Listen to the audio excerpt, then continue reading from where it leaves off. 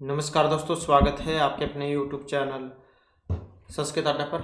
दोस्तों, आज की जो वीडियो इसमें हम करने वाले हैं आपका हरियाणा में जो टीचर एलिजिबिलिटी जो टेस्ट है टीएसटी या पीएचडी वाला, जिसका आगे या फिर आपके फरवरी का महीना या फिर जो मार्च का महीना इसमें होने की संभावना है। तो आपके एग्जामों के लिए महत्वपूर्ण जो क्वेश्चन आज की वीडियो में हम यहाँ पर करने वाले हैं और सभी के सभी वेरी वेरी इंपॉर्टेंट है और समास जो है इससे संबंधित हमारे क्वेश्चन आज की वीडियो में रहने वाले हैं। इनसे पहले वाली जो वीडियो थी इसमें हमने आपका सिलेबस किया था, पूर्व वर्ष में जो एग्जाम हुए हैं प्रैक्टिस सेट वो भी साथ में हमारे चल रहे हैं। इसके साथ ही जो नियम उदाहरण जो है वो भी हम साथ में कर रहे हैं। तो इन सभी को अगर आप देखना चाहते हैं तो इसे आप हमारे चैनल की प्लेलिस्ट में जाकर देख सकते हैं। और अगर आपने अब तक हमारे चैनल को सब्सक्राइब नहीं किया तो सब्सक्राइब कर लीजिएगा और आप हमारा जो टेलीग्राम ग्रुप है उसे भी आप ज्वाइन कर लीजिएगा। इनका लिंक आपको इस वीडियो के डिस्क्रिप्शन में मिल जाएगा, सभी फ्री ऑफ कॉस्ट है। तो महत्वपूर्ण अपडेट के लिए या आप इन्हें ज्वाइन सब्सक्राइब कर लीजिएगा। तो हमारा जो यहाँ पर पहला क्वेश्चन है, अधिहरि इति समस्त पदस्य लौकिक विग्रह। तो इसका जो विग्रह जो है यहाँ पर आपने बताना है।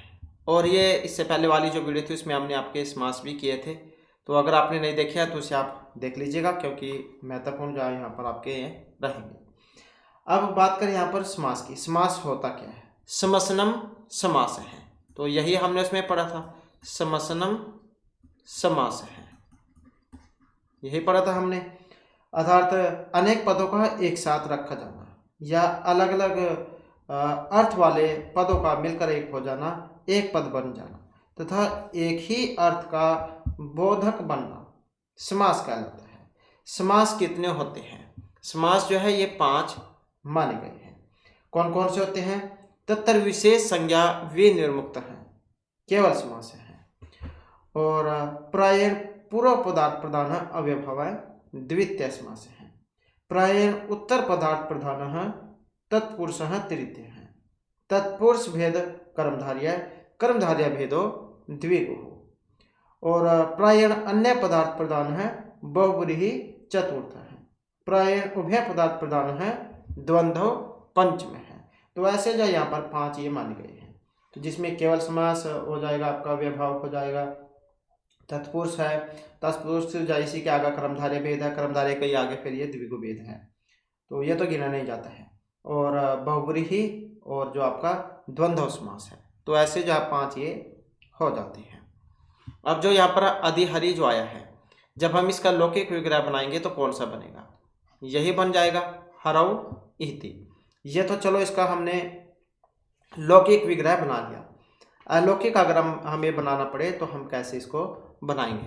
तो हरि गी अधिसु, तो ऐसे ही हम लिखेंगे हरि गी और अधि, ऐसे लिखेंगे हरि गी अधिसु।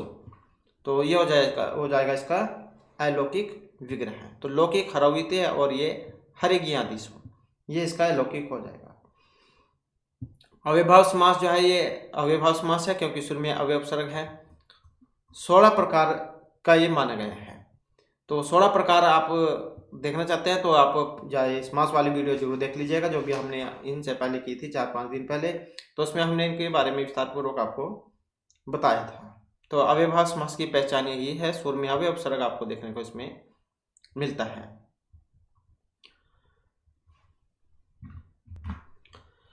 इसके बाद आ जाता है नेक्स्ट में आ जाता है उपकृष्णम इति समस्त पदे उप इति अवश्य समास कस्मिन् अर्थे कृत है। तो यहाँ पर ये किस अर्थ में है? विभक्ति, समृद्धि, समीप या अर्थाभाव। उपकृष्णम, और जब हम इसका भी यहाँ पर जो विग्रह करेंगे तो कौन से वाला बनेगा? उपकृष्णम, कृष्णस्य समीपम, तो यही बनता है इसका कृष्णस्य कृष्णस्य और समीपम, कृष्णस्य समीपम, तो यही बनता है इसका लौकिक विग्रह है। और अलौकिक कौन सा बनेगा? कृष्णगस उपसु, ये हो जाएगा। अब यहाँ पर ये किस अर्थ में आया है, यहाँ से आप इसे समझ ही गए होंगे, विभक्ति, समृद्धि, समीप या अर्थाभावे। तो इसमें देखें तो यहाँ पर जो है ऑप्शन रहेगा 2 वाला। तो किस में है? समीपता अर्थ में है, कृष्णस्य समीपम। तो किस अर्थ में है? समीपता अर्थ में। नेक्स्ट है उत्तर पदार्थ प्रधान है समास है के नाम है प्रोक्त है, जिसमें उत्तर पद प्रधान होगा, बहुब्रीहि तत्पुरुष अव्ययभाव या द्विगु हो। तो कौन सा होता है? तो कौन सा होगा?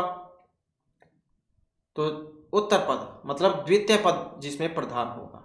तो ये जो तत्पुरुष समास जो है इसमें ही द्वितीय पद प्रधान होता है। तत्पुरुष द्वितीय प्रधान समास है और इसमें प्रथम पद द्वितीय पद के विशेषण के रूप में प्रयुक्त होता है। कई बार ये भी पूछा जाता है कि इसमें द्वितीय पद क्या होगा, संज्ञा है, सर्वनाम है, विशेषण है, ऐसे पूछा जाता है। तो द्वितीय पद प्रधान समास है, प्रथम पद द्वितीय पद के विशेषण के रूप में काम करता है और इसके दो भेद होते हैं। कौन कौन से?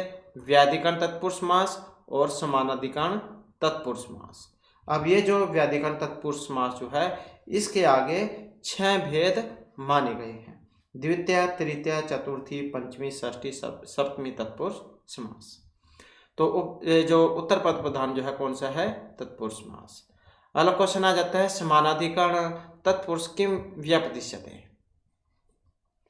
अव्यभाव, उपपदम, न्याय या कर्मधारय समानाधिकरण तत्पुरुष समास है।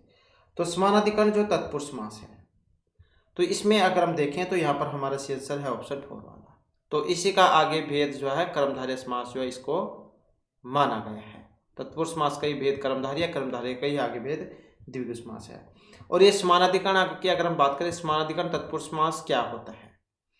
तो जिसमें दोनों पदों की विभक्ति समान होती है उसे हम समानाधिकरण तत्पुरुष समास कहते हैं।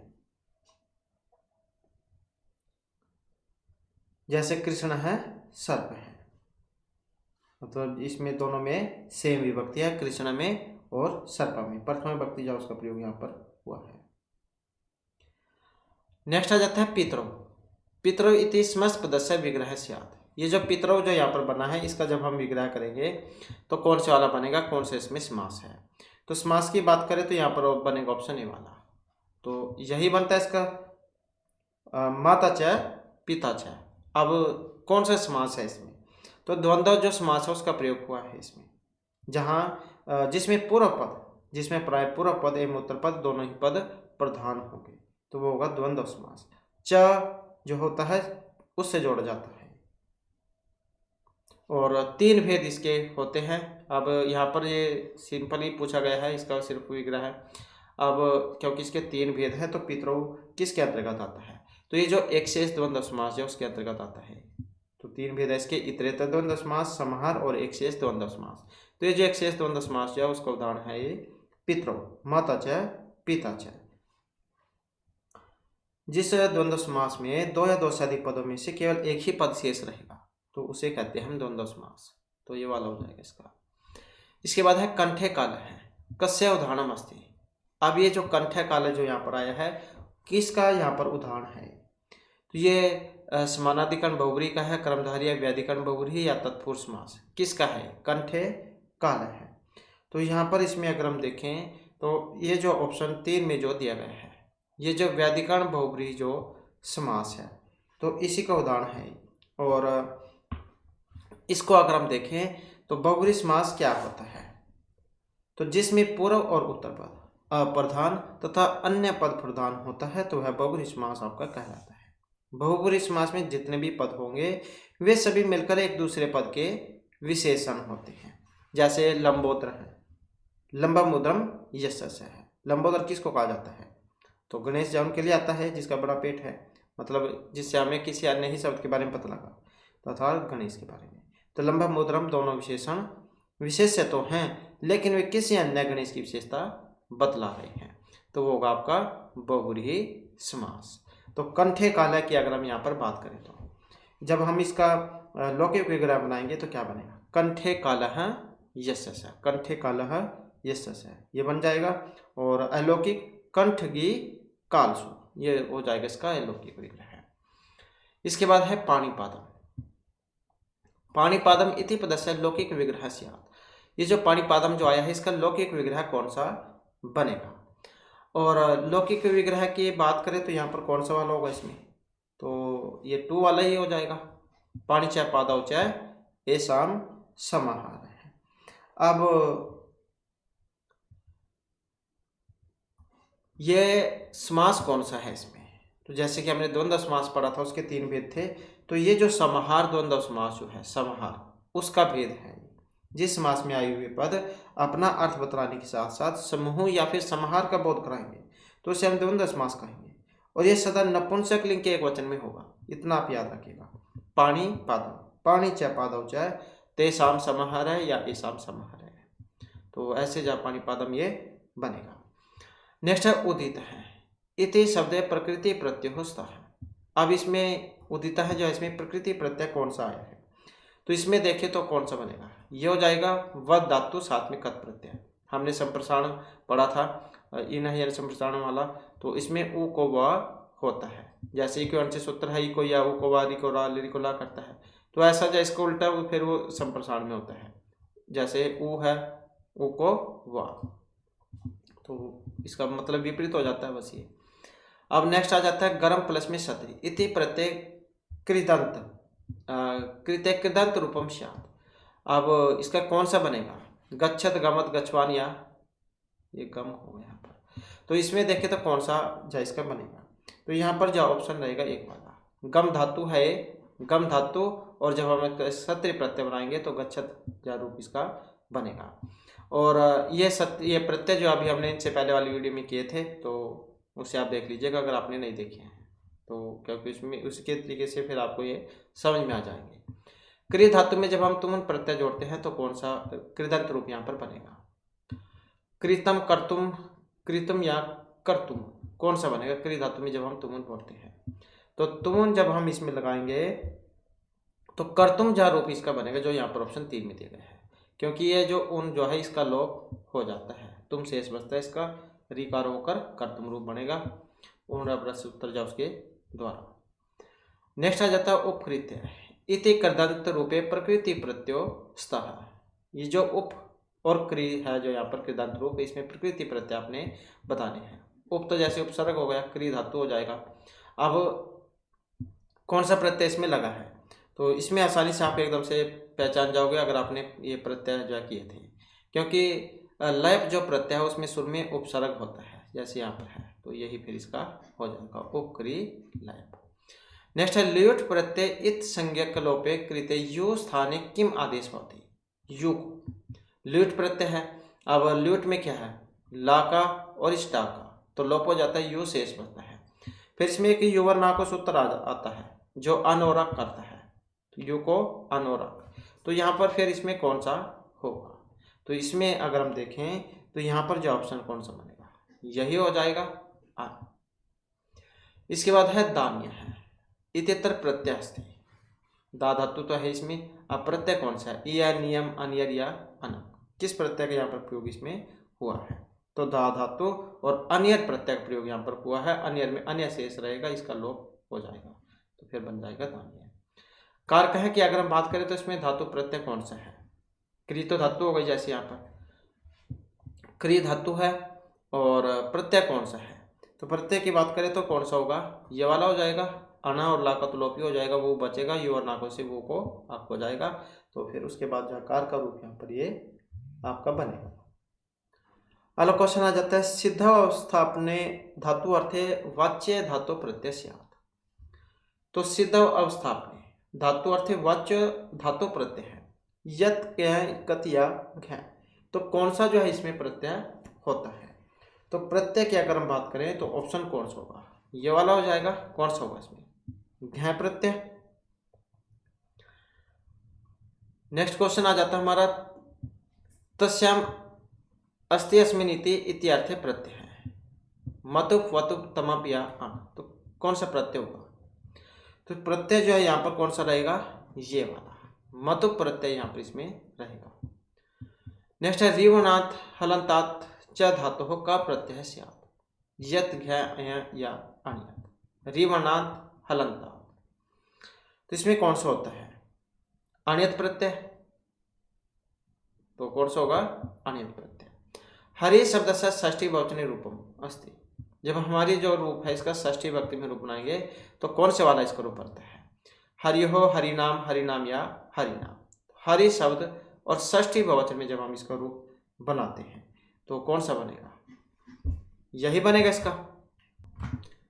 तो यहाँ पर आप देख सकते हैं इसमें हरि का, हरि ही, हरि, हरिय है, हरिम, हरि, हरि, हरिणा, हरिभ्याम, हरिभिः, हरिये, हरिभ्याम, हरिभ्यः, हरेः, हरिभ्याम, हरिभ्यः, हरेः, हरियोः, हरिणाम।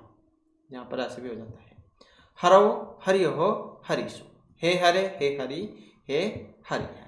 ये जो नाम हो गया, अनाम है, ये हमेशा जो है षष्ठी का बहुवचन जो होता है उसमें आता है। और ये वाला सु हो गया, ये हो गया, ये वाला हो गया, तो ये हमेशा सप्तमी के बहुवचन में आता है। और एग्जाम जो है, एग्जाम में ये सप्तमी वाला जो रूप ज़्यादा पूछा जाता है, तो वेरी वेरी इंपॉर्टेंट ये वाला रूप है। वैसे तो सारे रूप इंपॉर्टेंट है यहाँ पर ये, लेकिन ये जो है आपने इनको ज़्यादा याद रखना है। ये प्रथम ये वाले हो गए और ये है आपके, तो यहाँ पर आप इसमें ये देख सकते हैं। इस तरीके से आपका हरि का रूप यहाँ पर ये चलेगा। तो हरि नाम आप इसमें अब देख सकते हैं, ये वाला इसमें बनेगा। इसके बाद आ जाता है सखी शब्द। तो जब हम सखी शब्द का बनाएंगे सप्तमी विभक्ति एक वचन में, तो कौन से वाला रूप इसका बनेगा? तो सखी शब्द का सप्तमी एक वचन में, तो सख्यु हो, सख्यो, सखीन या सख्या। तो यहाँ पर अगर हम देखें तो ये ऑप्शन 2 में जो दिया गया है, ये जो दो मात्रा इस प्रकार की जो आती है हमेशा सप्तमी का एक वचन जो है उसमें आती है। हमने हरि वाला रूप देखा था, उसमें हरो बना था, तो इसी प्रकार से जो है यहाँ पर इसका जो रूप है ये भी चलेगा।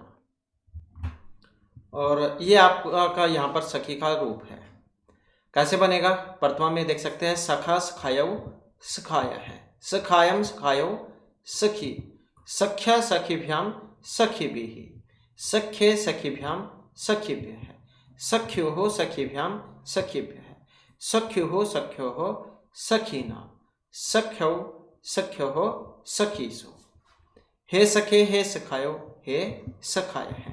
तो ये वाला जो आपका रूप यहाँ पर एक वचन जो है ये ऐसे हो जाएगा, सख्यो। तो ऐसे जो आपका रूप यहाँ पर ये सप्तमी का जो है इसमें एक वचन इसमें बनेगा। तो ये भी महत्वपूर्ण है, इसे आप याद रखिएगा। इसके बाद आ जाता है नेक्स्ट हमारा, नेक्स्ट जो है इसमें आ जाता है गुरुसु। अब ये जो गुरुसु जो है गुरु रूप है, इसमें शब्द इसका जब हम रूप बनाएंगे तो कौन सा बनेगा? गुरुसु जो है किस में बना है? गुरुसु षष्ठी के एक वचन, बहुवचन, सप्तमी का बहुवचन या सप्तमी के एक वचन में। तो गुरुसु जो है यहाँ पर किस में बना है?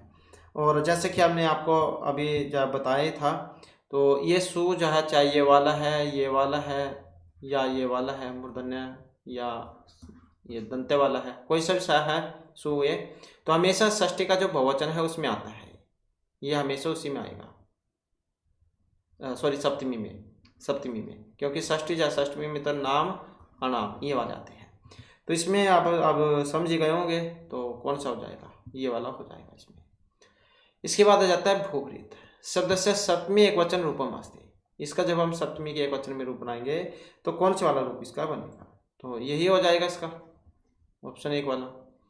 इसके बाद है धेनु शब्द षष्ठी एक वचन रूपम अस्ति। धेनु जो रूप है यहाँ पर जब हम इसका बनाते हैं रूप षष्ठी एक वचन में, तो कौन सा वाला रूप यहाँ पर इसका बनेगा? तो इसका अगर हम देखें तो ये जो ऑप्शन 4 में दिया गया है धेनु, ये वाला रूप इसका बनेगा। इसके बाद है आत्मने इति रूपम अस्ति। आत्मने जो है यहाँ पर ये रूप बनता है, किस में बनेगा? ये तृतीया, चतुर्थी, द्वितीय या फिर पंचमी में। तो यहाँ पर जो हमारा इसमें सी आंसर है ऑप्शन आएगा 2 वाला। तो आत्मने जो है यहाँ पर ये चतुर्थी का जो एक वचन है इसमें बनता है। आगे आ जाते हैं यहाँ पर अस्मद रूप और युष्मद रूप, वेरी वेरी इंपॉर्टेंट है। तो युष्मद जो है यहाँ पर ये षष्ठी एक वचन रूपम अस्ति। षष्ठी एक वचन में कौन सा बनेगा? और युष्मद वाला तब, तवत, युष्मद या त्वम, तो कौन सा बनेगा इसका? तो यही बन जाएगा यहाँ पर इसका। तो यहाँ पर अब आप इसमें जा देख सकते हैं कौन सा बनेगा इसका, प्रथमा वाला जैसे। तो युष्मद शब्द रूप है, वेरी वेरी इंपॉर्टेंट है ये वाला। तो त्वम युवाम युयुम, त्वाम युवाम युष्मान्, तव्या युवाभ्याम युष्माभिः, तुभ्यम युवाभ्याम युष्मभ्याम, तवत् युवाभ्याम युष्मान्, तव युवयोः युष्माकं, तव्य युवयोः युष्मासु। तो ऐसे जो यहाँ पर इसका रूप बनता है, और ये आपका षष्ठ में एक वचन जो है इसमें तब रूप आपका बनता है। ये वेरी वेरी इंपॉर्टेंट है, सारा ही रूप। कहीं से भी कुछ भी जाए इसमें पूछ लिया जाता है। तो ये वाला है, जैसे युष्मत, ये भी बहुत ज़्यादा एग्जाम में आता है, ये वाला है। तो सभी आपने याद रखना है, क्योंकि आस्मद युष्मत का जो रूप है ये वेरी वेरी इंपॉर्टेंट है। इसके बाद फिर यहाँ पर नेक्स्ट आ जाता है इदम। इदम इति स्त्रीलिंगे चतुर्थी एकवचन रूपम अस्ति। तो इदम का जब हम स्त्रीलिंग में बनाते हैं तो अन्य, अस्याम, अस्याः, अस्यै, कौन से वाला रूप इसका बनेगा? तो कौन सा बनेगा यहाँ पर? 4 वाला, अस्यै जो है यहाँ पर रूप इसका बनेगा। इसके बाद है वारी, और ये भी वेरी वेरी इंपॉर्टेंट है। वारी शब्द से द्वितीय बहुवचन रूपम अस्ति। इसमें बहुत ज़्यादा उलझते हैं। तो द्वितीय का जो बहुवचन है इसमें कौन सा रूप बनेगा यहाँ पर? तो ये जो ऑप्शन 2 में दिया गया है, तो ये वाला जो है इसका रूप बनता है। और ये आप देख सकते हैं यहाँ पर इसमें कैसे इसका रूप बनता है वारी का। वारी, वारिणी, वारिणी। यहाँ पर द्विवचन जो है इसमें ये हर्षव होगी, और इसमें ये दीर्घ और ये हर्षव हो जाती है, तो इसमें उलझ जाते हैं यहाँ पर। वारी, वारिणी, वारिणी, वारी, वारिणी, वारिणी, वारिणा, वारिभ्याम, वारिभिः, वारिणे, वारिभ्याम, वारिभ्यः, वारिणः, वारिभ्याम, वारिभ्यः, वारिणः, वारिणः, वारिणा, वारिणी, वारिणः, वारिषु। हे वारी, हे वारिणी, हे वारिणी। अब यहाँ पर जो इसमें ज़्यादातर जो एग्जाम में पूछ जाती है आपका ये वाली प्रथमा और द्वितीया, क्योंकि इसमें क्या है उड़ा जाते हैं, तो ये आपके एग्जाम में पूछ जाते हैं, तो ये आपने ज़्यादा याद रखने हैं। और इसके अलावा सप्तमी वाला, ये भी बहुत ज़्यादा एग्जाम में पूछा जाता है। तो वैसे तो सारे रूप महत्वपूर्ण हैं, लेकिन आपने इसको विशेष तौर पर याद रखना है, प्रथमा द्वितीय वाला और सप्तमी वाला। सप्तमी वाला जो इसमें हमेशा ये ई जो वो हर्षव ही होगी, तो इतना आप याद रखिएगा। इसके बाद आ जाता है नेक्स्ट हमारा। नेक्स्ट जो है इसमें भू धातु हो लोट उत्तम पुरुष का जो द्विवचन रूप है इसमें कौन सा बनेगा? भू धातु का लोट उत्तम पुरुष द्विवचन में, तो यहाँ पर जो ऑप्शन 4 वाला हो जाएगा, तो भाव जा यहाँ पर इसका बनेगा। इसके बाद है पच धातु हो लिट प्रथम पुरुष और बहुवचन में रूप कौन सा होगा? पच धातु है और लिट के जब हम प्रथम बहुवचन में रूप बनाएंगे तो पक्षंती जा यहाँ पर इसका रूप ये बनेगा, जो ऑप्शन 1 में दिया गया है। अब आ जाता है दृश्य धातु हो लिट उत्तम पुरुष का जो बहुवचन है इसमें कौन सा रूप बनेगा? तो कौन सा हो जाएगा यहाँ पर इसमें? तो यही वाला हो जाएगा, क्योंकि उत्तम पुरुष का जो बहुवचन है इसमें द्रक्ष्यामः बनेगा। नेक्स्ट आ जाता है यहाँ पर पीप धातु है, इसका तिगंत मूल धातु अस्ति। पिबामय में जो मूल धातु है पीब है, पा, पच या प्रच, कौन सी वाली है? तो ये पकाने अर्थ में, ये पूछने अर्थ में है। अब पीब या पा कौन सी वाली है इसमें? तो इसमें अगर हम देखें तो जो पा धातु जो है ये वाली है। इसके बाद है नी, ले जाने अर्थ में होती है धातु ये। लटे मध्यम पुरुष द्विवचन रूपम अस्ति। तो लटे और लट और मध्यम पुरुष का जो द्विवचन रूप है इसमें कौन सा बनेगा इसका? तो कौन सा बनेगा? ये वाला नहीं था, है मध्यम का द्विवचन। इसके बाद है सेव धातु। अब ये जो सेव धातु जो है ये वेरी वेरी इंपॉर्टेंट है, और आत्मनेपदी क्या है यहाँ पर धातु होती है लघु सेव। तो इसका जब लंग मध्यम पुरुष का एक वचन में हम रूप बनाते हैं तो कौन सा वाला रूप इसका बनेगा? तो कौन सा हो जाएगा यहाँ पर? ये वाला असेवता हो जाएगा। घ्रंथि इति तिगंत रूपे मूल धातु अस्ति। अब इसमें मूल धातु रूप है, कौन सा है? तो धातु रूप कौन सा है इसमें? मूल तो यहाँ पर हानिहिंसक धातु है, तो ये वाला है इसमें। इसके बाद यच्छन्ति तिगंत रूपे मूल धातु अस्ति। तिगंती होती है धातु में, इनको शुभ तिगंतम पदम, शुभंत और तिगंत उनके पद संज्ञा होती है, जिसमें हमने पढ़ा था शुभंत राम के रूप और तिगंती है धातु में। तो ये यच्छन्ति जो है ये इसमें मूल धातु कौन सी है? यच्छत, यच्छी, दान या दी, कौन से वाली है इसमें? तो इसमें जो है यहाँ पर कौन सी मानी गई है? ये वाली दा धातु जो है इसमें मानी गई है, दान वाली। नेक्स्ट है कथ धातु लोटे मध्यम पुरुष द्विवचन उपम अस्ति। कथत है कथ्यतम, कथ्या, ताम या कथ्यत है, कौन सा बनेगा यहाँ पर इसका? तो यहाँ पर जो है इसका ऑप्शन 3 वाला हो जाएगा, तो यही बनेगा कथ धातु का लोट मध्यम पुरुष में कथ्यतम, क्योंकि द्विवचन में है। उसके बाद है स्वर आदि निपात उपसर्ग प्रत्यव्यम या विसर्ग। स्वर आदि जो है इनकी सुवादि इनकी कौन सी संज्ञा होती है? और यह जब संज्ञा प्रकरण हमने किया था उसमें इसके बारे में हमने पढ़ा था। तो कौन सी होगी यहाँ पर? तो यहाँ पर इसमें अगर हम देखें तो ये वाला हो जाएगा, सुआदि निपात अव्यय संज्ञम स्यात्। तो क्या होगी? अव्यय। इसके बाद है गस्तो भवान दर्शनाय इत्यत्रोचित पदेन अव्ययन ऋक् स्थान पूर्णम करोत नीत्वा तूषणम विनय पुनः। कौन सा बनेगा? गस्तो भवान दर्शनाय।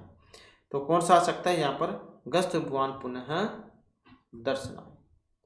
इसके बाद है मार्गे पदानि खलु विस्मय भवन्ति इत्यत्र खलु इति अवश्य किमर्थम। तो खलु जो है इसका मतलब क्या लिया गया यहाँ पर?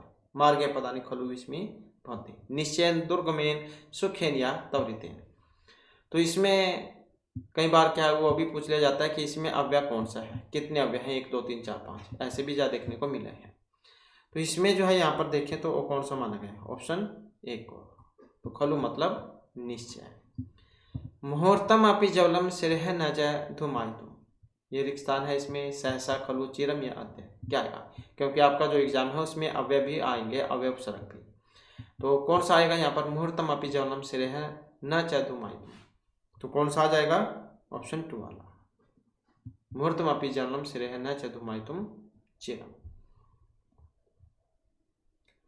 नेक्स्ट आ जाता है हमारा उपसर्गानाम संख्या। उपसर्ग जो की संख्या है, अब कितने होते हैं उपसर्ग? कितने हैं हमने किए थे? तो कितने पढ़े थे हमने? 22। सीतारामम अनुगस्ते इत्यत्र अनु उपसर्ग कस्मिन् अर्थे प्रयुक्त है? सीतारामम अनुगस्ते अग्रे समम सह या पश्चात। अब इनसे पहले वाली वीडियो में हमने आपके कारक किए थे, आपको अगर कारक पढ़े हैं तो आपको याद आ चुका होगा। हमने आपको बताया था अगर ये अनु उपसर्ग लगा हो तो इसके योग में कौन सी विभक्ति होती है? तो कौन सी होती है? तो द्वितीय विभक्ति होती है, इसी कारण से बना है। अब ये जो यहाँ पर किस अर्थ में है? सीतारामम अनुगस्ते अग्रे समम सह या पश्चात।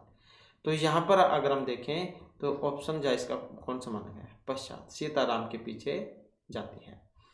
इसके बाद है प्रतिकूलतामुपगते ही विधौ इत्यत्र प्रति उपसर्ग से अर्थ अस्ति, प्रतिकूलतामुपगते ही विधौ। तो इसमें विरुद्धम साहाय्यम अनुकूलम या अनंतरम कौन सा आया है? तो इसमें अगर हम देखें तो इसका मतलब क्या है? विरुद्ध। प्रतिकूलतामुपगते ही विधौ। भाग्य जो है ये हमने आपका जो अलंकार किए थे उसमें आपको बताया था। अब इस अलंकार का नाम आपने हमें बताना है कि किस अलंकार का उदाहरण है, क्योंकि आपने इनसे पहले जो हमने ये भी किए थे कि जो भाग्य जो होता है, भाग्य के प्रतिकूल होने पर व्यक्ति को कोई नहीं बचा सकता।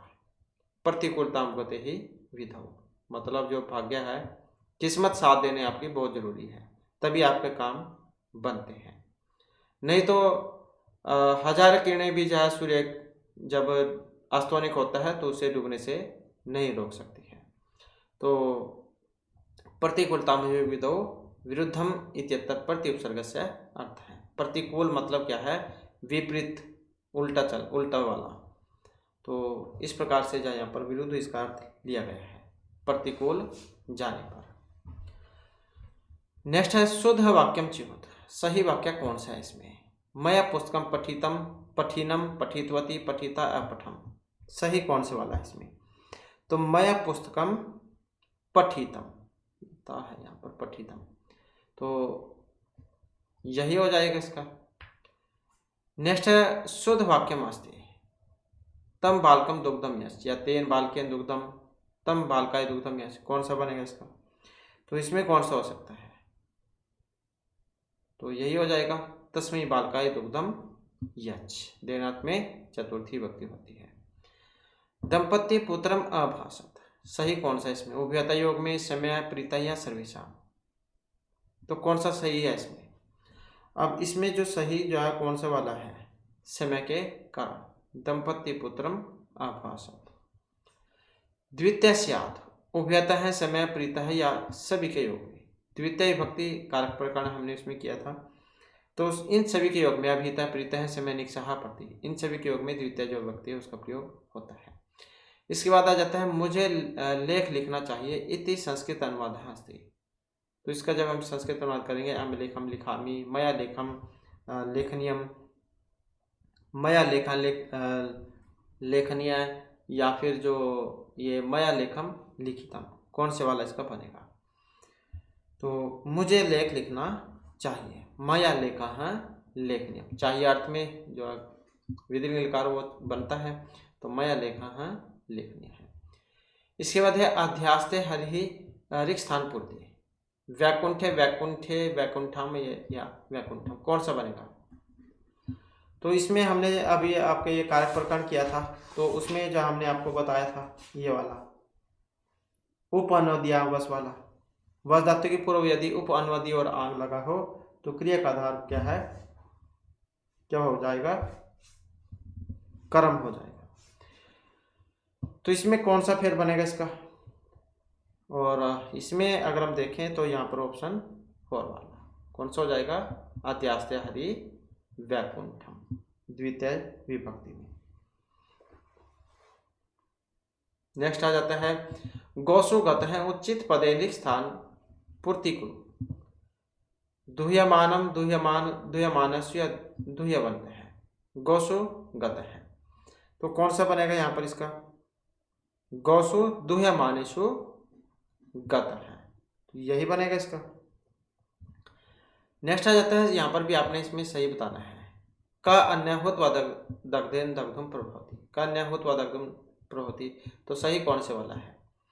तो सही कौन सा है इसमें? यही सही है, का अन्यहुत व दग्धुम प्रभवति। नेक्स्ट आ जाता है यहाँ पर मिलान करने का। तो मिलान करने में देख सकते हैं ये क्या है? द्वाविंशति कितने होते हैं? द्वाविंशति मतलब 22, विंशति कितने हैं? 20, एकोनविंशति क्या है? 19, अष्टादश 18। अब किस में कितने होते हैं? तो जैसे ये शिशुपाल वधम है तो कितने होते हैं इसमें? 20 होते हैं इसमें। अब 2 का 1 में देख ले कौन सा है, तो इसमें देख सकते हैं 2 का 1 कौन से वाला है? तो यही है, ये वाला। और द्वाविंशति 22 किस में है? 22 किस में? इसमें है नैसर्गिक में 22, तो 1 का 4 कौन से में है? अब 1 का 4 देख सकते हैं आप यहाँ पर, यही है। फिर नेक्स्ट देख लें यहाँ पर, तो जिसका भी आपको पहले पता हो उसी का आप मिलान करके यहाँ पर इसमें देख सकते हैं, तो ये वाला इसका हो जाएगा। तो द्वाविंशति नैसर्गिक जो है सिराज के द्वारा जो रचित है उसमें है। विंशति मिर्ची मार्ग के द्वारा जो रचित है शिशुपाल वधम इसमें है। एकोनविंशति जो ये रघुवंश महाकाव्य मिर्ची कालिदास द्वारा रचित उसमें है। और 18 जो ये किरातार्जुनीय जो है इसमें है, जो मिर्ची वारों के द्वारा रचित है। नेक्स्ट आ जाता है रामायणम कस्मिन् छंदसि निबद्धम। रामायण जो है किस छंद में है? अनुष्टुप, इंद्र वज्र शिखंडिया, उपेंद्र वज्र में, उपेंद्र वज्र में। तो वेरी वेरी इंपॉर्टेंट है, और क्योंकि पहले जो एग्जाम हुआ था उसमें क्वेश्चन ये आया हुआ था। तो रामायण किस में है?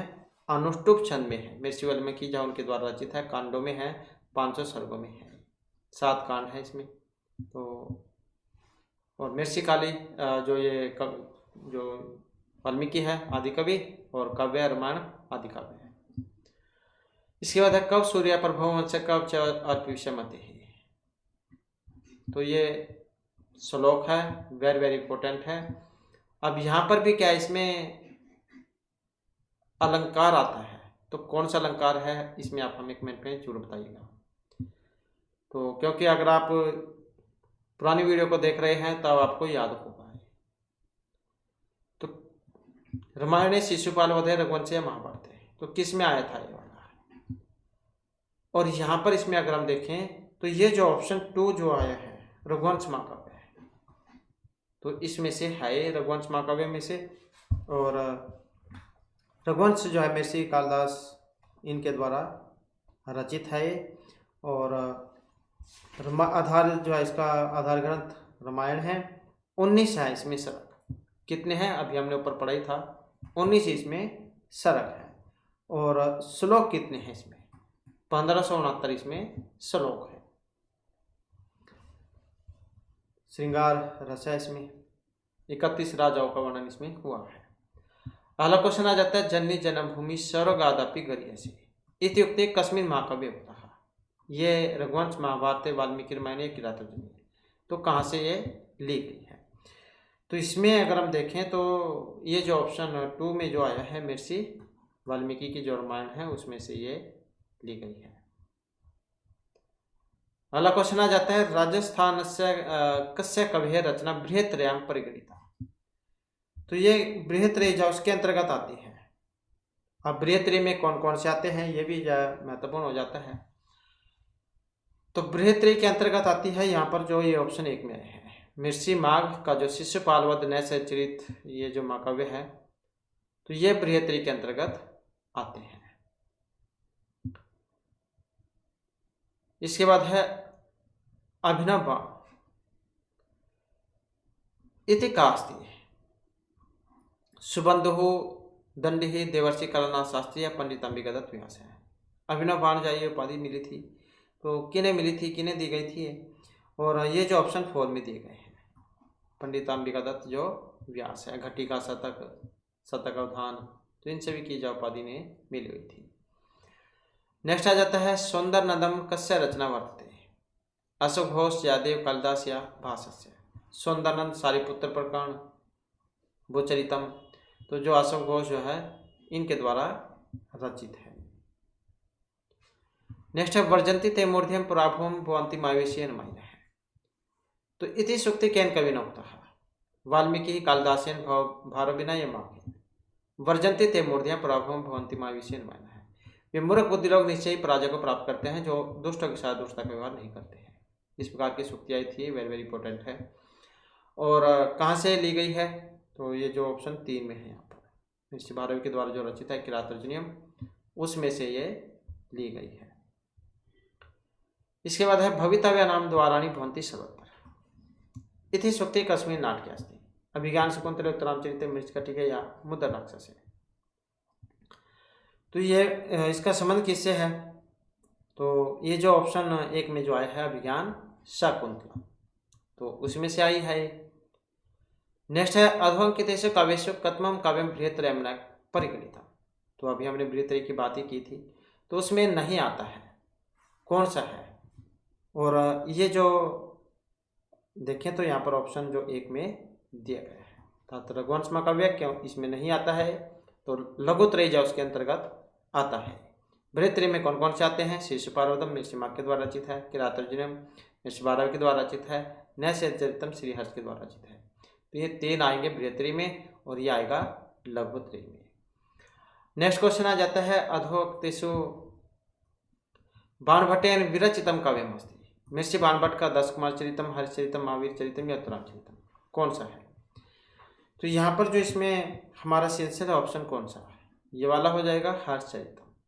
तो क्योंकि ये राजा जो हर्षवर्धन थे इनके दरबारी कवि थे, तो इनके जीवन चरित्र के ऊपर उन्होंने हर्षचरितम ये लिखा था। और जो एग्जाम की दृष्टि से महत्वपूर्ण है। और काव्य विधा में आख्यायिका है, इतिहास प्रसिद्ध इसका जो काव्य है आधार ग्रंथ है। और 8 उच्छ्वासों में है, ये वीरस है इसमें। नेक्स्ट का हमारा क्वेश्चन आ जाता है, वासुदत्ता इति रचना कस्य कवि अस्ति। वासुदत्ता जो है किन की है, सुबंधु, भास, बाण या दंडिना है। तो यहाँ पर हमारा आंसर रहेगा ऑप्शन 1 वाला। तो वासुदत्ता किन की है, सुबंधु की। नेक्स्ट क्वेश्चन है हमारा, साहित्य संगीत कला विहीन साक्षात पशु पुच्छ विषाणहीन है। तो इत्युक्ते केन होता है, साहित्य संगीत कला से रहित जो व्यक्ति होता है वो पशु के समान है। ऐसा पशु जिसके पास पूंछ और सींग नहीं है, बाकी और काम सारे जा पशु वाले हैं। तो ये श्रीहर्ष, विदुर, माघेन या भर्तृहरि। तो इसका जो यहाँ पर संबंध अगर हम देखें तो ये जो भर्तृहरि जो है इनसे माना गया है। और महर्षि भर्तृहरि जो इनको 3 जो शतक है उसके लिए जाना जाता है, नीति, श्रृंगार और वैराग्य शतक के लिए। तो नीति शतक जो उनमें आते हैं। फिर नेक्स्ट आ जाता है, पंचतंत्र इति रचना कस्य अस्ति। नारायण पंडितस्य, विष्णु शर्मा, विशाखा दत्त या सुखस्य। पंचतंत्र वेरी वेरी इंपॉर्टेंट है, पहले आपका एग्जाम था स्टेट का, उसमें क्वेश्चन आया हुआ था। तो पंचतंत्र जो है विष्णु शर्मा जो है इनके द्वारा रचित है। ये पंचतंत्र में 5 इसमें तंत्र है। तो ये 5 तंत्र यहाँ पर इसमें माने गए हैं, मित्र भेद, मित्र लाभ, काकुल्य, लब्ध, प्रणाश, अपरीक्षित कारकम। तो ये 5 तंत्रों में है। मित्र भेद में मित्र में मनोमिटाव एवं अलगाव के बारे में है। मित्र लाभ या मित्र संप्राप्ति से कह देते हैं मित्र प्राप्ति, और उसके लाभ इसमें बतलाए गए हैं। काकोलक्य शत्रु के साथ परिस्थितिवश मैत्री संबंध स्थापित हो जाने पर भी उसे सावधान रहना चाहिए और गुप्तचरों की भूमिका का भी महत्व जानना चाहिए, उसके बारे में पता होना चाहिए। लब्धप्रणाश की बात करें तो शत्रु के बीजों को मिट्टी में मिलाने के उपाय इसमें बतलाए गए हैं। अपरीक्षित कारक की बात करें तो जिसको परखा नहीं गया हो उसे करने से पहले सावधान रहें, हड़बड़ी में कोई भी कदम नहीं उठाना चाहिए। तो ऐसे जो यहाँ पर ये 5 क्रम थे, और इनका जो ये क्रम है ये ऐसे ही जो आपके एग्जाम में पूछा जाता है। इसके बाद आ जाता है नेक्स्ट हमारा अपि ग्रावारोधति अपि दलति वज्रस्य हिंदी इति उक्ति ही केन कविना संबद्धास्ते। तो इसका संबंध बताना है किन से है। मुद्राक्षस उत्तरामचरित्र मिर्च कटकेनिया मालविका मित्र है, तो किससे है इसका संबंध। तो अपि ग्रावारोधति अपि दलति वज्रस्य हृदयम, पत्थर जो थे वे भी पिघल गए थे और वज्र जैसा जो कठोर हृदय था वो भी पिघल गया था। तो अपि ग्रावारोधति और दलति वज्रस्य हृदय, पत्थर भी रो पड़े थे और वज्र जैसा जो कठोर हृदय था वो भी पिघल गया था। तो इसका जो संबंध है ये मुद्राक्षसेन उत्तरामचरित्र मिर्च कटिकिया मालविका में था। तो इसका जो संबंध है ये किससे माना गया है, तो उत्तरामचरितम उसी में से है। और उत्तरामचरित की अगर हम बात करें तो मिर्ची जो भवभूति जो है इनके द्वारा रचित है उत्तरामचरितम, और राम जो है इसमें उत्तर की मतलब बाद की कथा का वर्णन है, और 7 जो है यहाँ पर ये अंकों में है, 7 अंकों में है। उपजीव्य काव्य की काव्य विधा की बात करें तो नाटक है ये, और आधार ग्रंथ जो इसका रामायण है। वैदर्भी रीति प्रसाद और माधुर्य गुण है इसमें, और 7 अंक है जैसे कि अभी हमने इसमें बात की। और इसके सूक्तों की अगर हम बात करें तो वज्रादापि कठोराणि मृदुनि कुसुमादापि गुणा पूजस्थानम गुणिसुना चलिंगम न च वै है तीर्थोदकम च वहनी च न अन्यतः शुद्धिम अहर्तः सत्ताम सद्भि कथमपि ही पुण्येन भवति अपि ग्रव रोदिते अपि दलति वज्रस्य हृदयम। तो ये इसकी सूक्तियाँ हैं, ये क्या है इसकी सूक्तियाँ हैं जो महत्वपूर्ण है। अगला क्वेश्चन है लेनन अमृतम नामक महाकाव्यम के लिखितम। ये वेरी वेरी इंपॉर्टेंट है, और ये इस प्रकार का एक काव्य जो आपके एग्जाम में पूछा जाता रहा है, पहले भी आया है और आगे भी आपका ये पूछा जाएगा। तो लेनिन अमृतम नामक महाकाव्य किन के द्वारा रचित है, पद्म शास्त्री, डॉक्टर प्रभाकर भट्ट मथुरानाथ या डॉक्टर शिवदत्त। तो इसका जो संबंध है इनमें जो ये ऑप्शन 1 में दिए गए हैं, पंडित पद्म शास्त्री जो इनके द्वारा रचित है।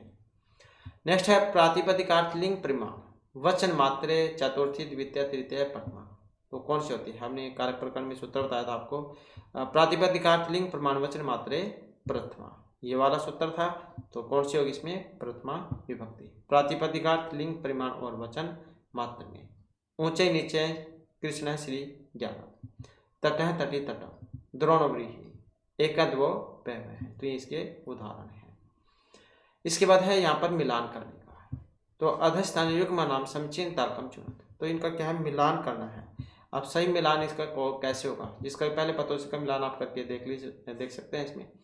जैसे अभिता प्रत्यय समय निक्षा, तो वैसे तो कौन सी होगी इसमें, द्वितीय होगी। तो द्वितीय वाला फिर आप इसमें देख सकते हैं। तो 1 का 4 कौन सा है, 1 का 4 यही है। ये नाग विकार है, तृतीय भक्ति होती है इसमें। 2 का 1 ये वाला है। तो फिर नेक्स्ट देख सकते हैं रुचि अर्थनाम, रुच धातु के बारे में हमने बताया था, चतुर्थी होती है इसमें।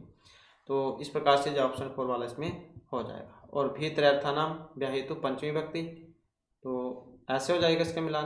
अभीत है द्वितीय, अंग विकार में तृतीय, रुचि अर्थ में चतुर्थी। इसके बाद है इंद्र दुलोकम अतिथिष्ठि इत्यत्र द्वितीय विधायक सूत्रम अस्ति अधिसिंह तासाम कर्म उपनदीयंगवश शब्दार्थो न या अकथितम च। तो कौन सा लगेगा इसमें, अधितिष्ठति। तो इसमें जो है कौन सा लगेगा सूत्र, ये वाला अधिसिंह साम कर्म, ये वाला जो है इसमें लगेगा। तो इस प्रकार से जो हमारे आज क्लास में महत्वपूर्ण क्वेश्चन थे। नेक्स्ट वीडियो इसमें इससे आगे के जो महत्वपूर्ण क्वेश्चन है उसे हम कंप्लीट करेंगे। और दोस्तों हमारे साथ अंत बनाने के लिए धन्यवाद।